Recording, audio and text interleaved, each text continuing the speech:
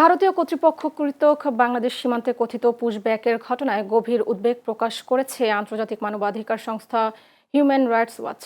প্রতিবেদনে বলা হয়, পশ্চিমবঙ্গের রাজ্য প্রশাসনের কার্যক্রম ও সীমান্ত নীতির অংশ হিসেবে প্রায় 5,000 বাঙালি মুসলমানকে জোরপূর্বক বাংলাদেশ সীমান্তে ফিরিয়ে দেওয়া হয়েছে।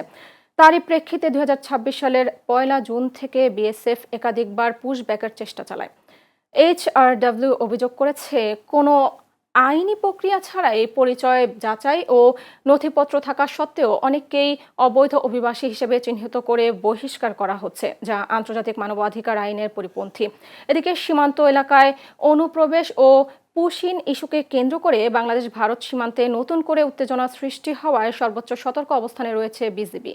সীমান্তের ঝুঁকিপূর্ণ পয়েন্টগুলোতে নজরদারি বৃদ্ধি, অতিরিক্ত টহল জোরদার এবং গোয়েন্দা কার্যক্রম সম্প্রসারণের মাধ্যমে যে কোনো ধরনের অবৈধ অনুপ্রবেশ ঠেকাতে কার্যকর ব্যবস্থা নিয়েছে বাহিনীটি।